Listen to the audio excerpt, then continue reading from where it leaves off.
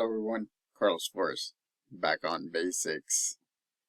So, before we begin this video, subscribe to my YouTube channel at Back on Basics 9985. Hit the notification button so you can get notified of any new videos that come on board. If you have a topic, a suggestion, feedback, a comment, you want me to give you my take on any question that you have or any topic that you have, put it in the comment section and I'll be more than happy to do so. If you want to connect with me on other social media outlets, do so. On Facebook, you can type Carlos Flores Jr. On Instagram and on X and on Threads, you can type at Back on Basics. Excuse me. So, let's talk about the psychological term of fight or flight. And let's talk about how that a lot of the times is automatic. Why is it automatic?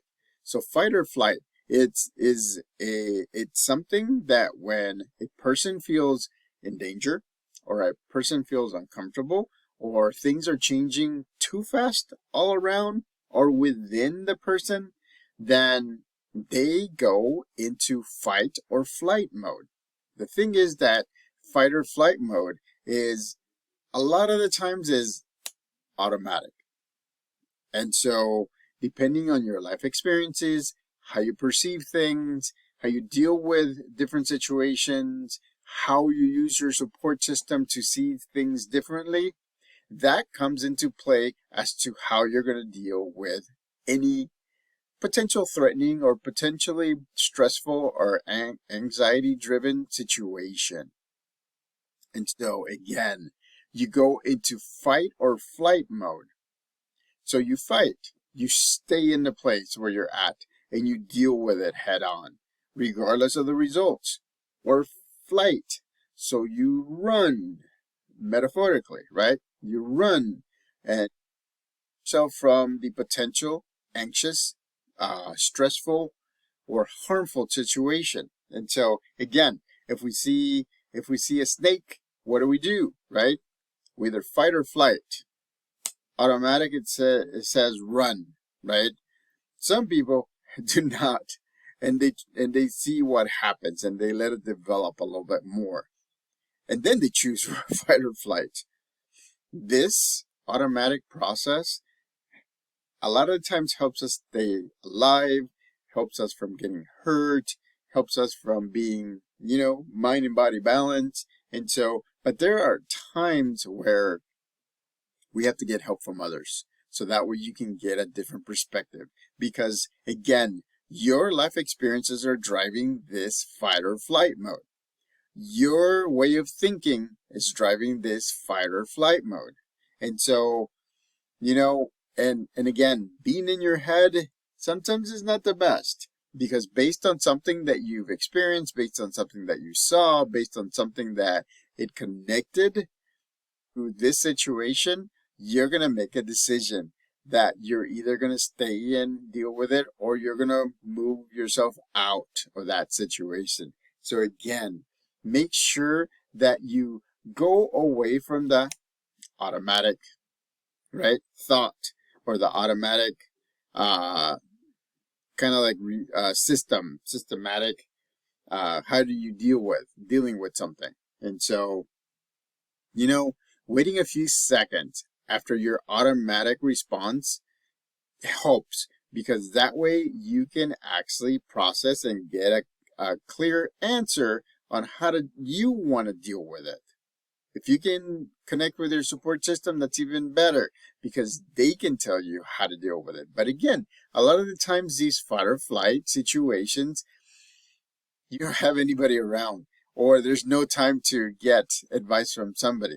So my recommendation again is move from the automatic response that happens at the beginning, which is either fight or flight, and then process, and then you look at the situation and then you deal with it. Because sometimes, it may be stressful, it may be anxiety driven at the beginning, but once you get going, once you move forward, once you start moving forward step by step by step, everything changes and you can do it because you gain momentum. Because what you're doing is you're saying, I'm dealing with it head on, and I'm going to move step by step by step. And so again, don't be afraid to say, I'm staying and I'm fighting. And also don't be afraid at saying, no, I'm taking myself out of this situation, or flight, right? And so this term has been coined by psychology that way because, again, it's an automatic one. And remember what we talked about, automatic processes. Sometimes they're not the best to judge, because that means if it's an automatic process, it means that it went like this, decision making went like that. Or you're dealing with something that is so new that you don't know what to do, that you are just dealing with it based on similar experiences in the past. So again, right? Fight or flight,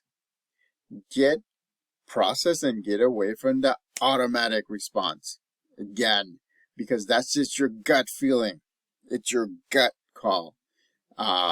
Wait and process a little bit, and then get rid of the automatic response. And then you can choose fight or flight. But by then you're thinking critically. You're thinking in the here and now. You're thinking in this moment. So, it is up to you to choose. But again, don't fall into the automaticity. Don't fall for the automatic response. Always wait at least 3 to 4 seconds before making a decision. And that's still, 3 to 4 seconds is not that much. All I'm saying is that gives your brain to look for different options. That gives you to look for different options and how to respond. So again, away from automatic responses. Fight or flight is our survival kind of mechanism, but we have to also help it along, so that way we can deal with what's in front of us, so that way we can deal with the decisions that we're gonna make based on the situation, whether it is a scary situation, a stressful situation, an anxious driven situation, or just neutral situation. Remember, move past automaticity, move past automatic, process it, and then deal with the decision that you want to deal with it. Back on basics.